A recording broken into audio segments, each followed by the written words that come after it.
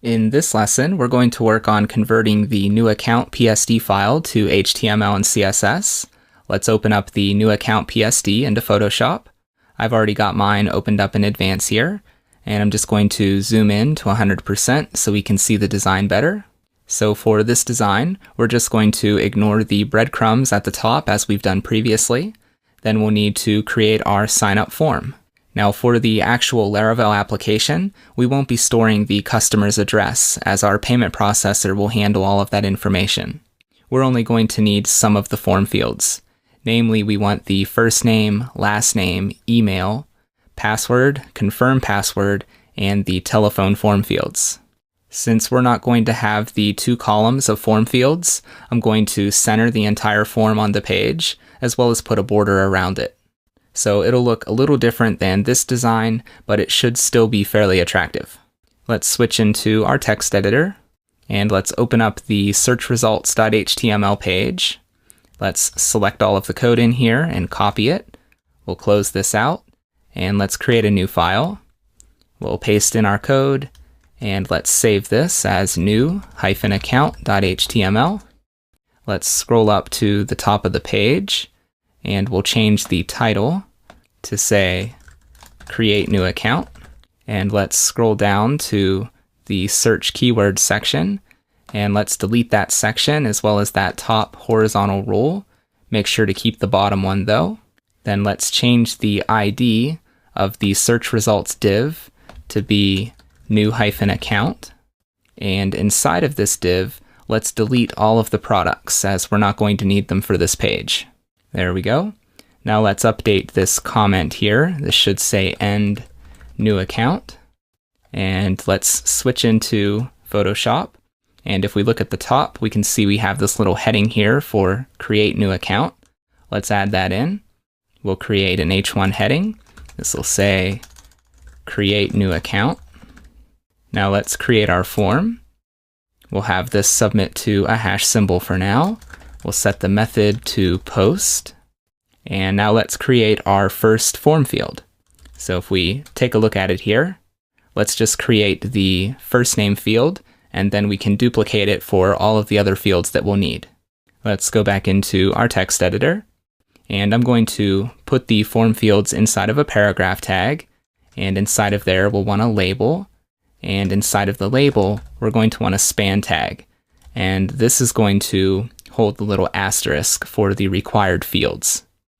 So we're going to give that span a required -field class so that we can style it. And then back up on the same level as the label tag, we need our input form field. Now I'm just going to fix up the indentation on this a bit. There we go.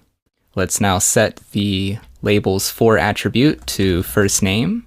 We'll put an asterisk inside of our span tag. And for the label, we'll put a space, and this is for the first name field. Then for the input field, let's give this an ID of first name. We'll give it a name attribute of first name as well. And we'll also give it the required attribute. And that's it for our first form field. We can now copy this, and we'll duplicate it for the last name field. So let's update the for attribute to last name. We'll change the label to say last name. Then we'll update the ID and the name attribute to last name. Now let's duplicate it again. And this one will be for the email field. We'll change the label to say email. We'll change the type of the input form field to email. And then we'll update the ID and the name attributes too. Now let's duplicate it again, and this one's going to be for our password form field. So let's change the label to password. We'll change the input's type to password, and we'll update the ID and the name attribute as well. Now let's copy this one, and we'll use this for the password confirmation. So we'll change the for attribute to be password underscore confirmation. We'll change the label to say confirm password. We'll change the ID to password confirmation, and we'll do the same thing for the name attribute.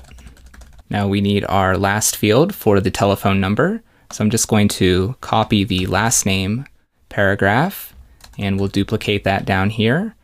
We'll change this to telephone. We'll change the label to telephone.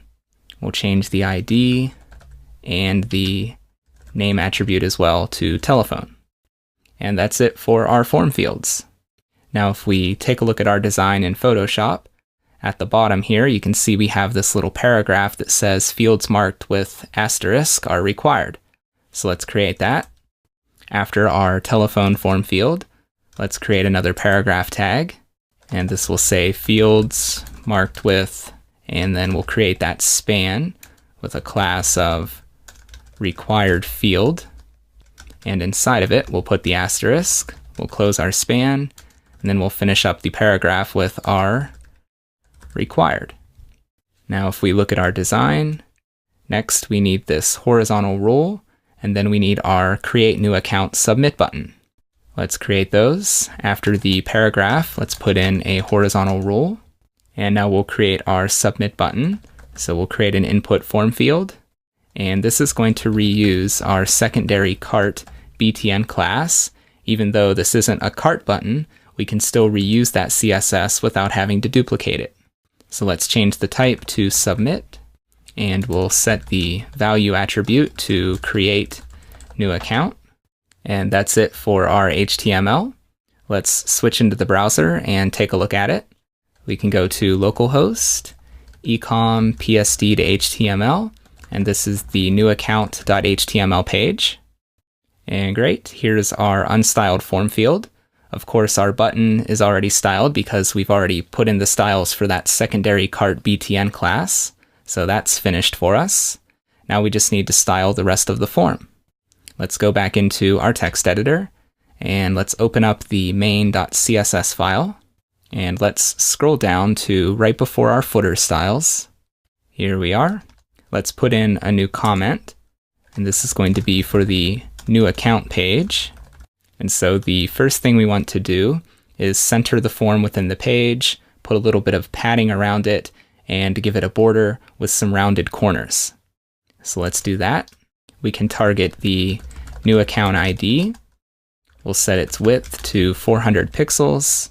We'll set the margin. We'll put the top to 0, the right to auto, the bottom to 30 pixels, and then the left to auto. And that should center the form within the page. Then we'll add a little bit of padding all around of 20 pixels. We'll give it a border. This will be a 1 pixel solid border with a light color of EEE. Then we'll round the corners, so we'll set the border radius to 10 pixels, and let's duplicate that a couple of times. This one will be for the Moz border radius, and then the WebKit border radius. And then let's set the color for all of the text inside of this div to that dark blue color that we've been using. That's the 2E373F color. Let's save our file, and let's take a look at this. We'll refresh the page. There we go. That's looking better. Now let's style our H1 heading. We can target the new account ID and the H1 heading inside of it. Let's set the font size to 16 pixels. If you look at the design, you can see that that heading is kind of small, so we don't want it too big. And then we'll set the font weight to normal, as it wasn't bolded. And then we'll put a little bit of margin on the bottom of 15 pixels, just to push the form away from it. Let's take a look at that. We'll refresh the page. There we go, that looks better. Now let's style our label tags. As you can see right now, the label and the input are on the same line, but if we look at the design, we can see that they're actually on separate lines. And we also need a little bit of space in between them. So let's target the new account ID and then label tags, and let's set the display to block, and then we'll put a little bit of margin on the bottom of 5 pixels. Let's take a look at it. We'll refresh the page. There we go. Next, let's change the font size of all of the text inside of our paragraphs, as they're a little too big. if we look at the design, you can see that they're a little smaller. So let's go into our text editor and let's target the new account ID and the paragraph tags inside of it. And we'll set the font size to 12 pixels. And let's refresh the page. There we go, that looks better. Now let's style our input form fields. So you can see they're kind of small here, but if we look at the design, they're much wider. They have a little bit of padding inside of them. We have this light gray border, and they have rounded corners. So let's do that. Let's target the new account ID, and then we only want to target input form tags that are inside of a paragraph. So we'll set the width to 300 pixels. We'll give it a 1 pixel solid border with that light gray color of EEE. We'll add a little bit of padding of 10 pixels all around, and then we'll round the corners using border radius. We'll set that to 10 pixels, and we'll duplicate it a couple of times. This one will be for the Moz border radius, and this one the WebKit border radius. And that should be good for the input tags. Let's take a look. We'll refresh. There we go. That looks really nice. So we're almost finished. Now we just need to style the required field class so that our asterisks are blue. Let's go back into our text editor and let's target the new account ID and then the required field class, and we'll set the color to that light blue that we've been using, the 5D AAD0. And with that, we're finished with the new account page. Let's switch into the browser and take a look at the final result. Let's refresh, and there we go. I think it looks pretty awesome.